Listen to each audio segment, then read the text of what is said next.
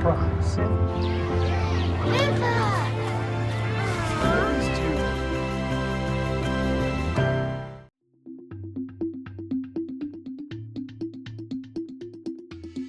From PoliticsPA, I'm Steve Ulrich, and this is Voices of Reason. The race for the Democratic nomination in the 7th Congressional District in the Lehigh Valley is heating up. With less than a month to go before the May 19th primary election, 4 candidates are jockeying for the opportunity to challenge incumbent Republican Ryan Mackenzie. Today, I'll talk with 2 people who have their fingers on the pulse of the Lehigh Valley politics, Tom Shortell of Lehigh Valley News and Chris Borick, professor of political science at Muhlenberg College. That's coming up next on Voices of Reason. Now on Voices of Reason, I'm pleased to be joined by a couple of veterans of the Lehigh Valley political scene. Tom Shortell is a political reporter for Lehigh Valley News, and Chris Borick, professor of political science at Muhlenberg College. I can't think of anyone better to talk about the 7th congressional race on the Democratic side than you 2 gentlemen. Thanks for joining me today. Thank you. Hey, thanks, Steve. Always a pleasure. Tom, let's start with you. Let's talk about the candidates. There are 4 candidates currently up for the Democratic nomination to challenge incumbent Republican Ryan Mackenzie. Let's just go down the list, and I'll do it in alphabetical order. Let's talk about Bob Brooks. Sure. So he has some of probably the most impressive endorsements in this race, at least on the Democratic side. He's been backed by Governor Josh Shapiro. He's been endorsed by Bernie Sanders. Pete Buttigieg was in town not that long ago, fundraising on his behalf. He's got a wide collection of prominent names who are back the campaign. And not surprisingly, given that he has had some success on the campaign, on the fundraising side of things, he's a statewide firefighter union boss, former Bethlehem firefighter. He recently retired, and he has been kind of running on his blue collar background. He's saying that given his background, he's a guy who has been working his butt off on the kind of blue collar jobs, bartender, firefighter. He now has kind of like a landscaping / snowplow business on the side. That he's the guy who can connect with a lot of the working class voters who have left the Democratic Party in favor of the MAGA movement. After that, we have Ryan Crosswell, for following alphabetical order. He is a former federal prosecutor who, until 2024, late in 2024, was still a registered Republican.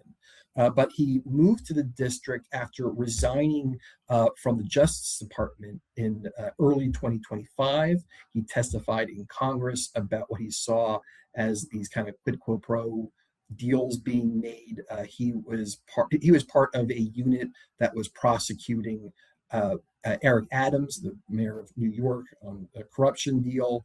The Trump administration dropped charges there in exchange for the mayor cooperating with the federal government on some of its immigration enforcement policies. So Crosswell has testified about that. He's presented himself as this guy who's capable of reaching across the aisle, connecting with people, and arguing that he's going to be able to thrive in a general election. It would appeal to a lot of Republican voters who may not be thrilled with the Trump and the MAGA movement. After that, we have Lamont McClure, a longtime Northampton County official. He was county executive for years. He was a county commissioner. I have different names at the time. I don't just get into that nonsense. So he's been involved. He's the only one who's actually won office, and he's won Northampton County countywide in the past, which is a big deal. It's one of the best bellwethers in the country.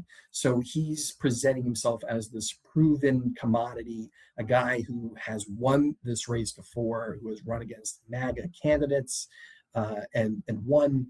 And our last candidate is Carol Obando-Derstine. She has an interesting background.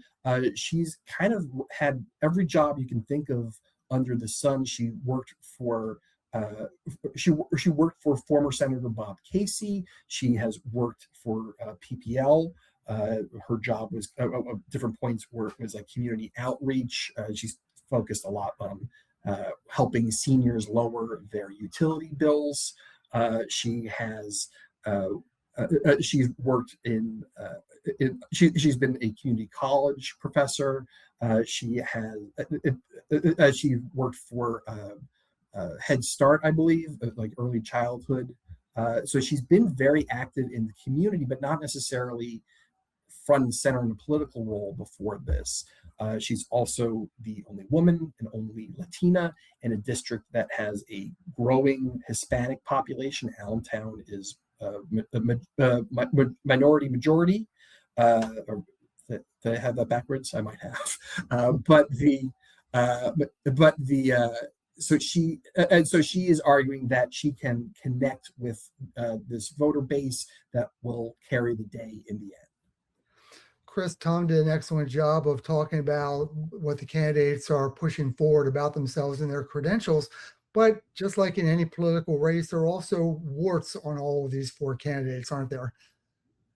Yeah, I think that's fair. I mean, and Tom did all the heavy lifting to explain who they are, but they do come with baggage, right? Every candidate does. That's the reality, as you know, Steve. So maybe I'll take it in the same order that Tom did, giving alphabetical power to the candidates.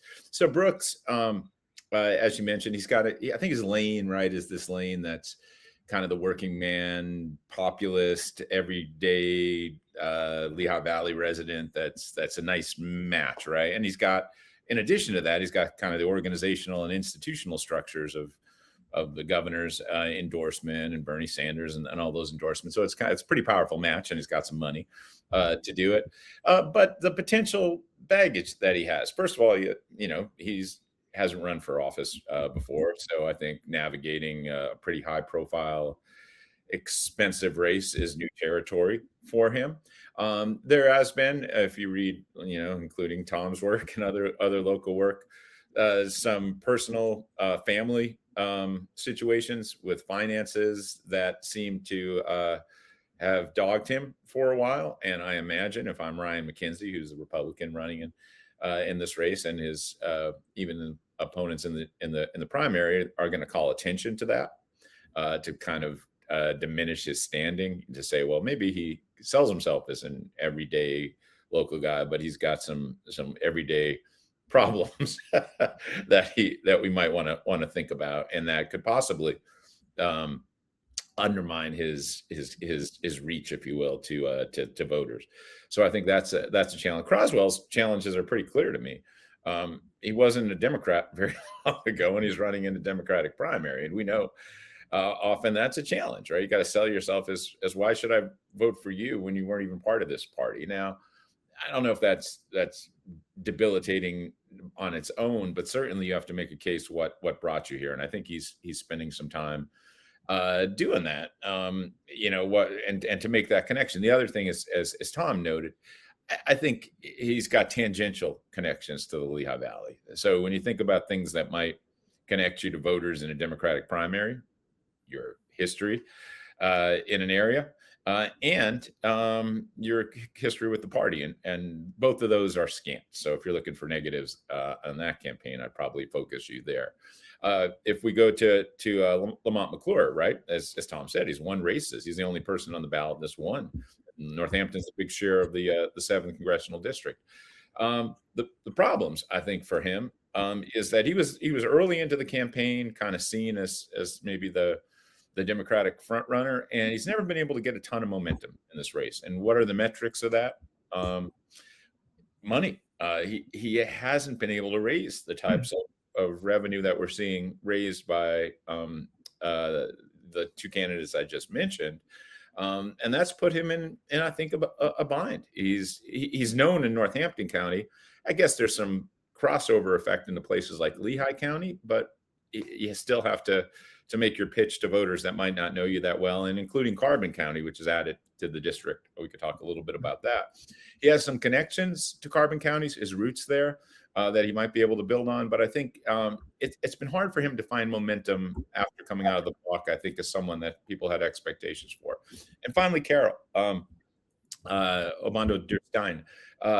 She, as Tom said, she certainly has some advantages. I think being a woman and a female in a field of Democratic candidates, that's the only one in a party that's majority female, especially in primaries, we'll see that is as an advantage. She's also had some of the same money struggles, I think, that Lamont McClure has had, and her ability to get her message out. I think she has a pretty compelling message for Democrats, given the diverse background that Tom just shared and some of the work that she's done. But that has to get to voters. And I think she's struggling in some ways to get that message out. I'm starting to refer to Pennsylvania as America's swing state. And when you look at the 7th Congressional District in the Lehigh Valley, it's as swingy as any. And this race is going to be one of the most closely watched, not only in the Commonwealth, but around the country. Tom, what is it that makes the Lehigh Valley so willing to cross over, if you will, and go with a Republican one time, maybe a Democrat the next time? So Pennsylvania, in many ways, is a microcosm of the country, and the Lehigh Valley is more of that. It's so you have the third largest city in the state in Allentown. Bethlehem is also a thriving former manufacturing town that's kind of rebounded and has kind of a thriving arts culture. We have a lot of colleges, so you have a lot of people who are college education. It tends to be a big factor in party registration and identity these days. You have that there, but you also have a lot of rural areas. You have areas that are not thriving as much economically compared to places like Bethlehem, Easton, Allentown. You have we mentioned Allentown's large Latino population that's been growing, so you have changing dynamics there. You still have some Pennsylvania Dutch communities not that far out. Like you can drive like 20 minutes in any direction and find yourself in basically any type of community that you can think of. Where I live, I can drive half an hour and be in Allentown in the center of the city. Or I can drive 30 minutes in the opposite direction and be completely alone on the top of the mountain. It's all right here, and it's shoved into this area, and it's has and because of that, you have people of all walks of life, and by and large, because of that, I suspect we have this recognition that there needs to be compromise at times because there's so many different needs and interests. But that doesn't mean that that doesn't mean that you're going to necessarily agree on who the candidate is or which way you're going to go. And so when you have these election cycles come along, we tend to get blown in different directions. Chris, we looked at the Pennsylvania Senate races recently. Mehmet Oz was called a carpetbagger. Dave McCormick was called a carpetbagger. Is that the same feeling that the Lehigh Valley has about people coming and going? Certainly Ryan Crosswell has a history, grew up, wrestled in District 11, the PA-07 in the area, but then left. Is there a view that if you're not from here and you don't stay here, you don't belong here? Yeah, it's a challenge. Pennsylvania politics is often quite parochial. we tend to have our identity, and you better fit that. You better be part of it. It's not a transient state like some other places. It might work in Florida or California. You could drop in. It's harder here. Steve, you know that very well.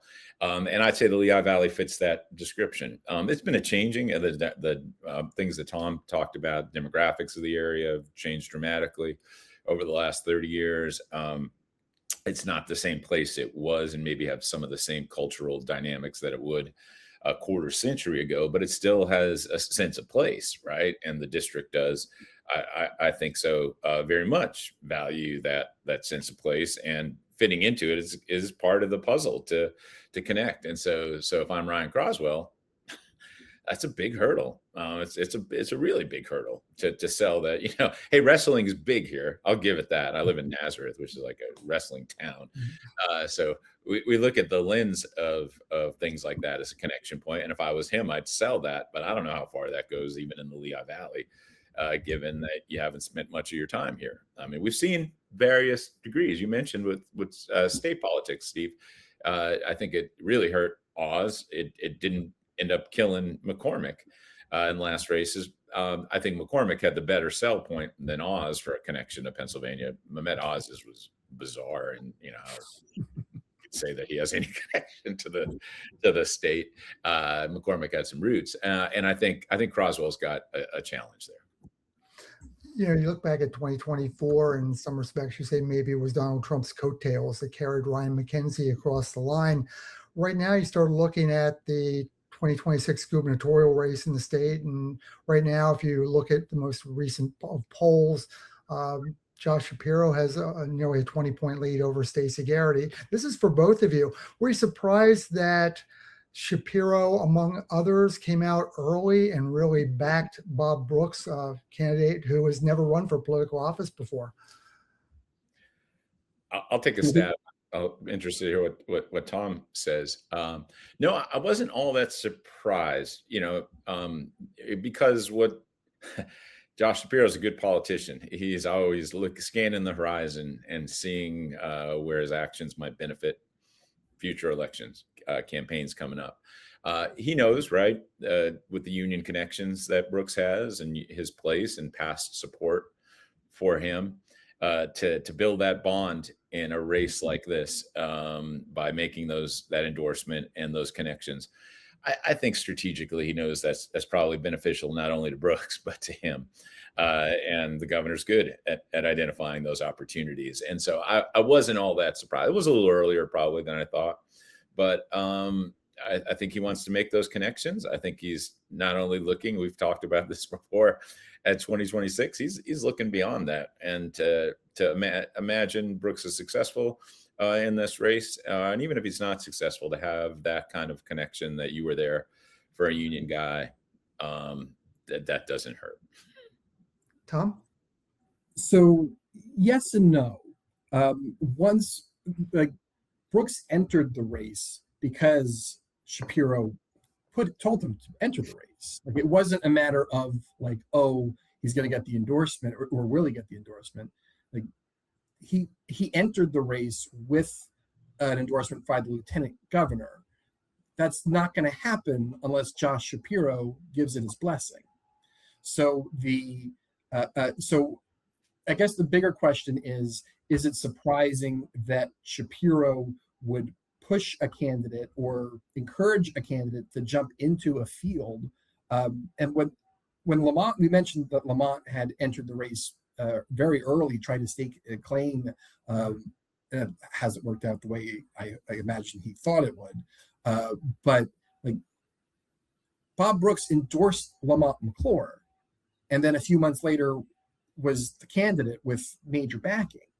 So that to me tells me that Shapiro was concerned about how this race was developing and perhaps saw an opportunity to put his stamp on it. And we've talked about his aspirations and maybe have goals down the line, being able to showcase that he was able to influence this critical congressional seat. That's not a bad feather to have in your cap. We talk about the Latino belt in Pennsylvania politics, from Lancaster through Reading up to Allentown.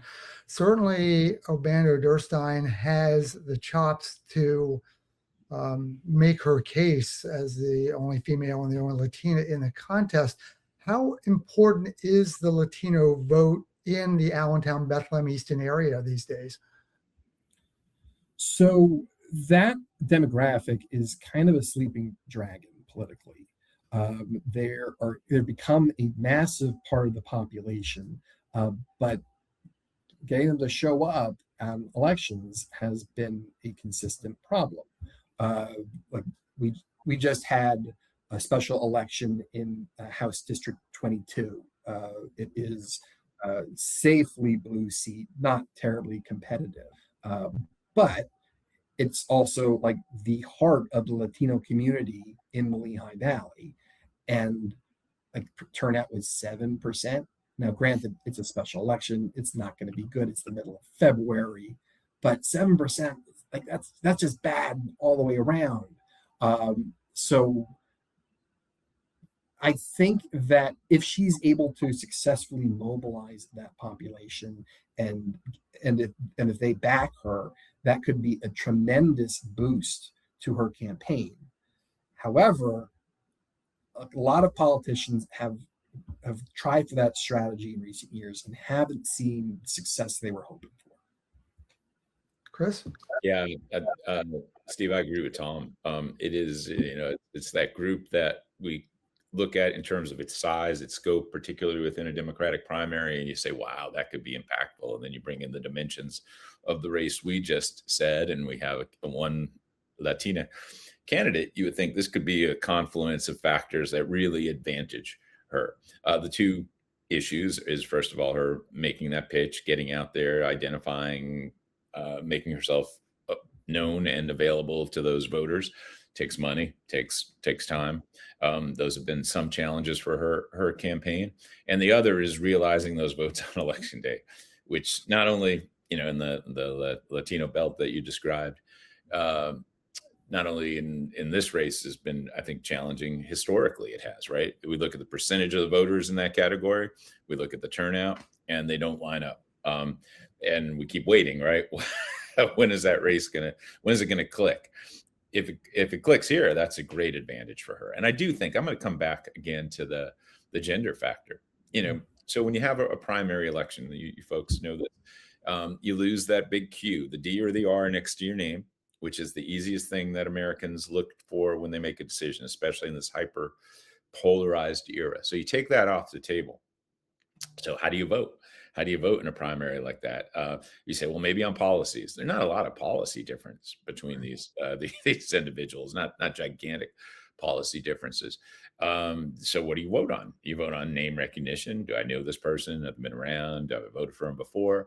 And then you start look for identity cues. Okay, are they young? Well, Crosswell, I think, is kind of pitching. He's the new generation, right? He looks a little younger. He kind of has that image.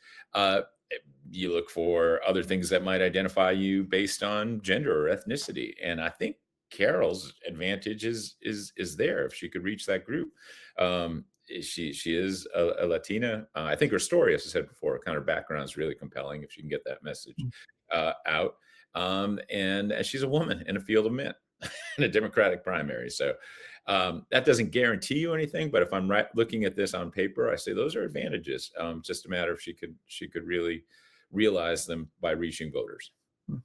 Now, I would venture a guess most Pennsylvanians have been through the Lehigh Valley, driving on whether it's 22 or 78 going through the area.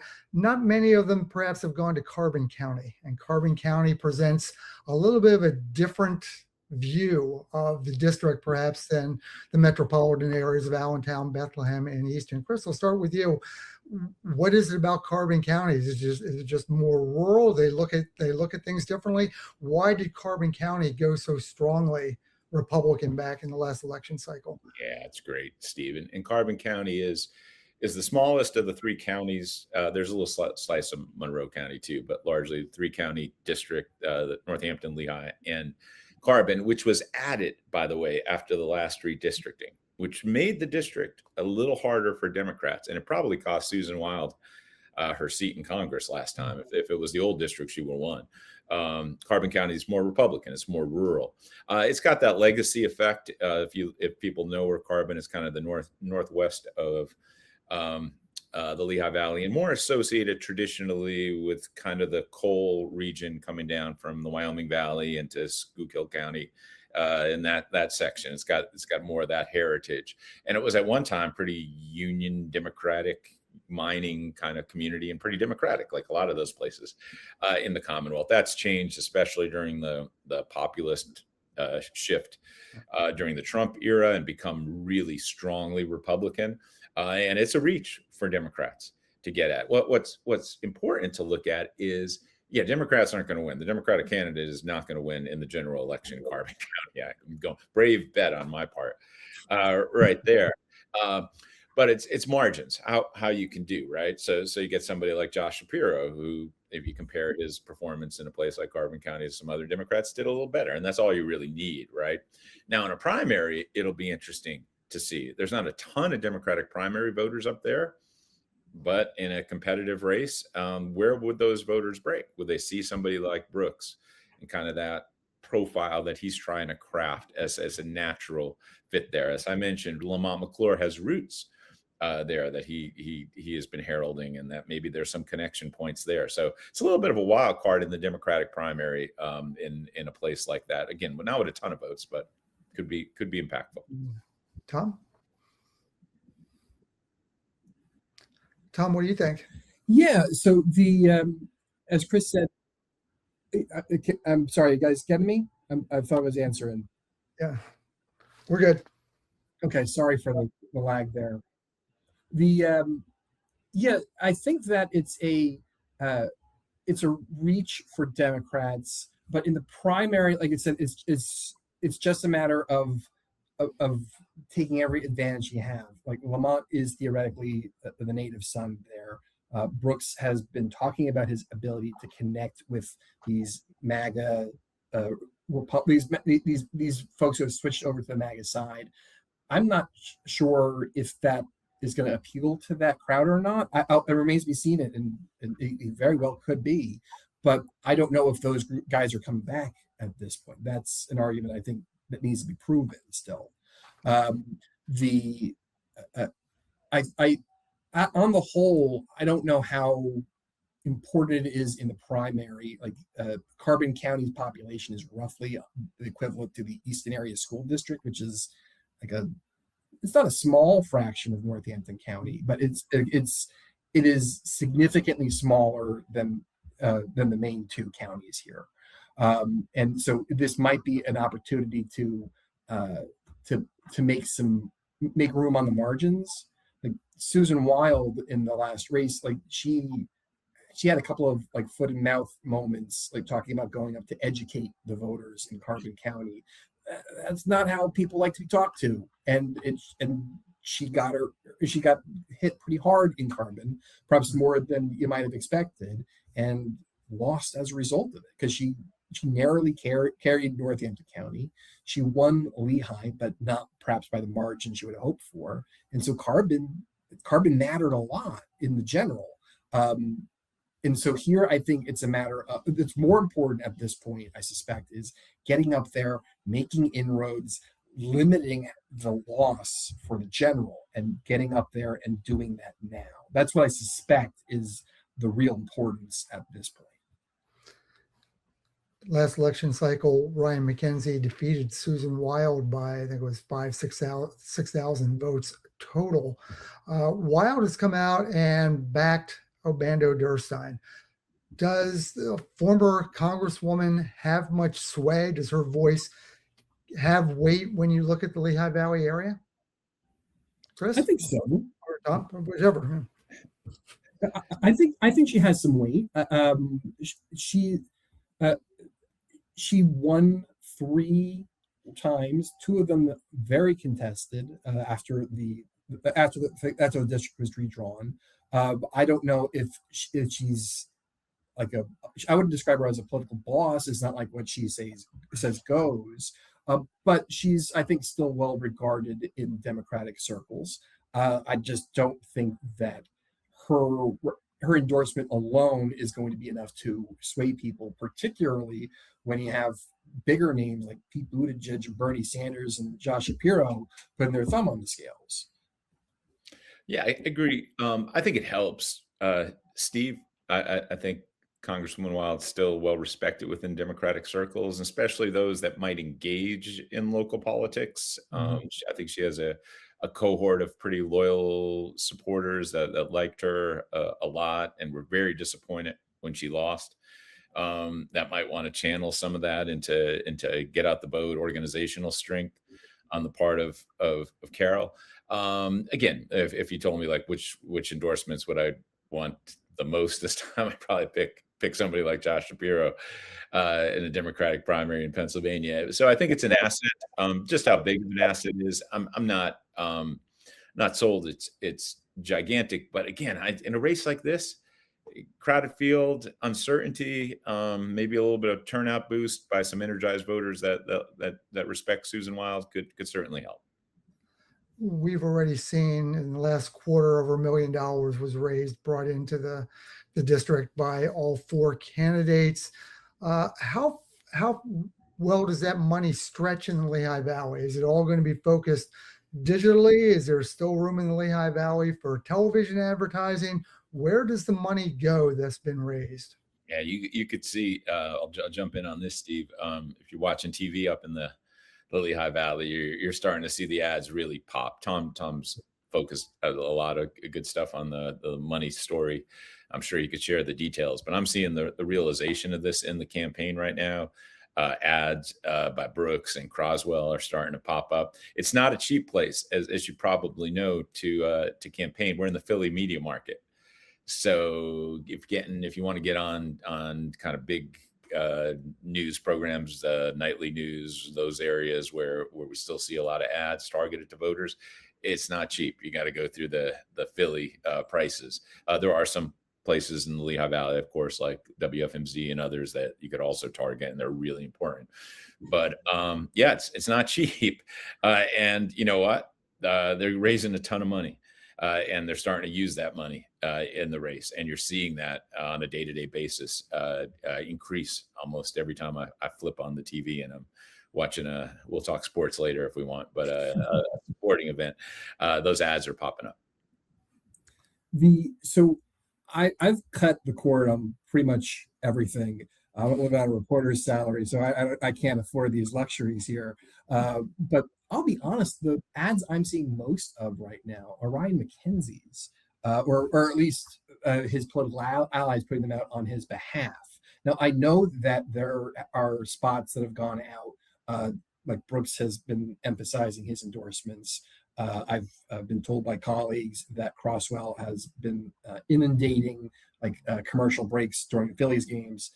We've established earlier before the program started that I'm a Mets fan, so I have not seen those. But yeah, those are the three really that are in a position to take advantage of it. Lamont McClure has not really been able to move the needle much on the campaign finance, and he has enough. If he were in the race 2 years ago, he'd be right there with the three Republicans in terms of their fundraising and spending. But that's not the waters we're swimming in this time around. The Crosswell has been able to bring in a tremendous amount of money from outside the district, a lot of groups supporting veterans, a lot of groups supporting the rule of law. So as a guy who is in the Justice Department, he's a Marine. He hits a lot of those buttons of what people are looking for and has been able to connect with those resources. Carol and Lamont have not been able to the same extent. And Mackenzie has brought in a ton of money from Republican leadership and a lot of their associated PACs. So not surprisingly, he's ahead because the Democratic field is being split four ways. But altogether, if you compare the total amount being raised by the Democratic field, compare that to the total amount being raised by the Republican field, it's pretty equal. And it's not. It's last quarter was $3.2 million.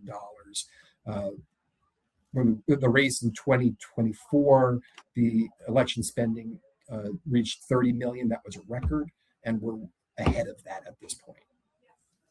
We're talking with Tom Shortell from Lehigh Valley News and Chris Borick from Muhlenberg College. What do the two of you expect to see as we come down to the final 30 days to primary election on May 19th? Well, a lot more ads. There's a brave prediction. Steve, my games will be inundated with those ads. Might be better than watching the Phillies right now, so I'll enjoy the ads. Get that in every time, Steve. I think it's going to be. You'll see the campaign. Not surprisingly, all of them ramp up their activities. It's been a pretty engaging campaign already. Tom's been chronicling that here in the Lehigh Valley, but I expect some visits from outside folks over the next month on the campaign trail. I think they're looking for those connections to build on. I think it's going to be interesting to see if those candidates, like I said, like Carol Obando-Derstine, if she could find a little bit of a bump in the home stretch. Her and Lamont McClure seem to have dropped a little bit in relative to the other two campaigns. Can there be a little bit of momentum gain in those races, some of those races to change the dynamic? I think that's hard, right, without as much money, but I'm going to be looking to see what happens there. Yeah, I'd be very curious to see if we get some VIP visits. Josh Shapiro is already at the top of the ticket. And so I would expect if he is going to be out here campaigning anyway, it would be awfully convenient to be putting in a good word for his preferred candidate. I'm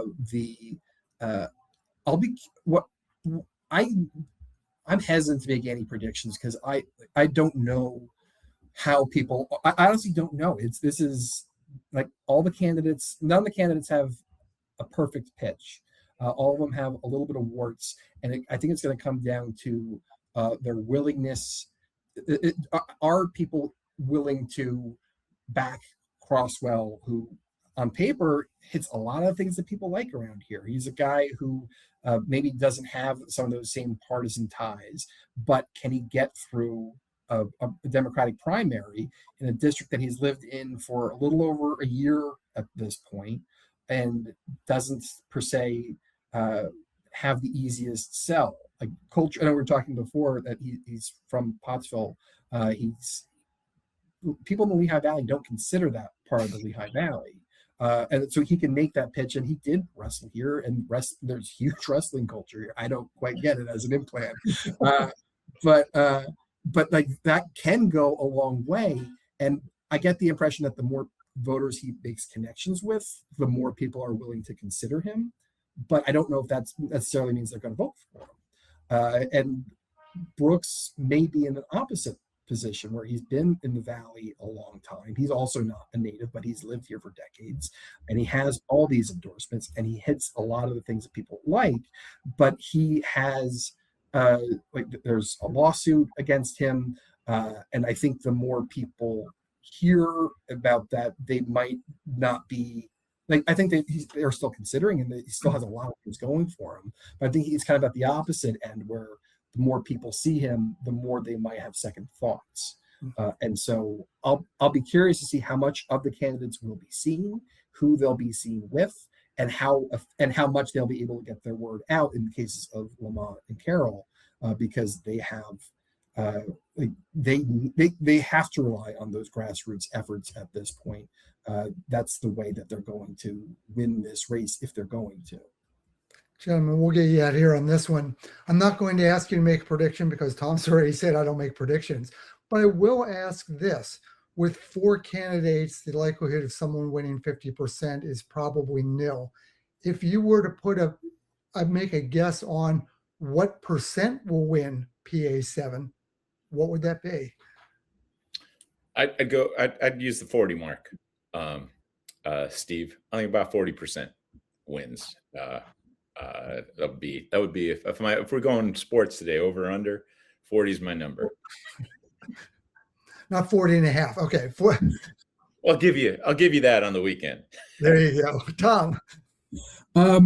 I would advise people to listen to Chris Borick on this one. He has a better track record when it comes to polling and things like this. I was thinking 35% in my head, but I would trust his gut more than my own here. Like I said, I think the candidates have a lot going for them individually. It's just I don't know. Like I was at a forum. This is earlier. This is back in January. I was walking up with someone I've known for a while who was interested in the candidates. It was at the time it was a larger field, and we were walking out together. And she's like, "I'm more confused than ever," because she liked what they all had to say. She thought they all brought something to the table. And now at this point, I think that the endorsements and the ads have been able to elevate some of these candidates, but I think it's going to be close. And I don't know who's going to come out, but I suspect I'll go 35. Well, Tom, I would be remiss if I didn't ask Chris if is he working on inside knowledge? Is Muhlenberg College planning to do a poll here in the next few weeks on PA-07? We are not. We're not going to do a primary poll. We've hardly ever done primary polls, so I'm hearing all the information secondhand. I got no insider deals to set my 40 number. But Tom made a compelling case. I might, if I had to rethink, I might lower it down to like 37 or 38. So, it won't be a majority. It won't. Price is right rules, right? It's fair. For posterity, we'll be able to look back on this on May 20th, and you guys ran the gamut between 35 to 40. So we'll run with that. Tom Shortell, politics reporter for Lehigh Valley News. Chris Borick, professor of political science at Muhlenberg College. Gentlemen, thank you for joining me today on Voices of Reason. It was a pleasure, Thank Steve. you. My thanks again to Tom Shortell of Lehigh Valley News and Chris Borick, professor of political science at Muhlenberg College, for joining me today on Voices of Reason. This episode was engineered by Brianna O'Neill and produced by Olivia DeMarco. For more Pennsylvania political news every weekday morning, sign up now for the PoliticsPA playbook at PoliticsPA.com. That's it for Voices of Reason. I'm Steve Ulrich. See you next time.